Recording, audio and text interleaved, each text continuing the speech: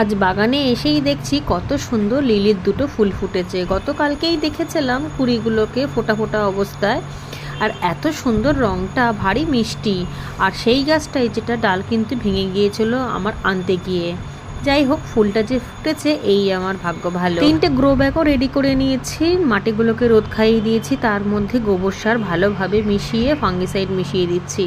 এর মধ্যে বরবটির চারা বসিয়ে দেবো, যে চারাগুলো রেডি হয়ে গিয়েছে। বরবটির চারা কিন্তু আমি কন্টিনিউ বসাচ্ছি, তবে একেবারে না, 1 সপ্তাহর হেরে ফেরে, তাতে পর পর সবজিটা কিন্তু খুব ভালো পাওয়া যাবে।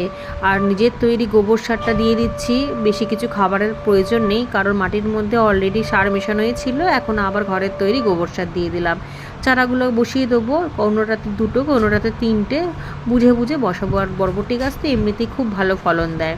আমার ঘরেরই দানা, যেটা গত বছরের প্রচুর তুলে রেখে দিয়েছি, সারা গরমকালে হয়েও অনেক থাকবে। আর বরবটি তো যেহেতু বেশি দিন ফলন দেয় না, ওই খুব জোর একটা গাছ থেকে 3বারের বেশি ফলন দেয় না, তাই বারবার ধরেই বসাতে হয়। এখানে চারাগুলো দেখুন কতটা সুন্দর হয়েছে। এখান থেকে তুলে তুলে এখানে বসিয়ে দেবো এই গ্রো ব্যাগগুলোর মধ্যে। আগে যেগুলো বসিয়েছিলাম সেগুলো কিন্তু বেশ বড় বড় হয়েছে, তারও আগে যেগুলো বসিয়েছিলাম সেগুলো তো আরও একটু বেড়ে গিয়েছে, খুব তাড়াতাড়ি রেডি হয়ে যাচ্ছে।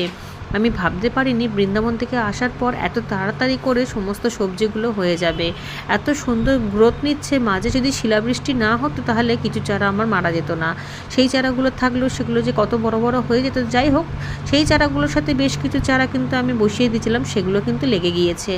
এখন এই নতুন নতুন চারাগুলোকে বসিয়ে দিলাম, জল দিয়ে দিলাম। আর আগের চারাগুলো দেখুন কত সুন্দর ধরে গিয়েছে।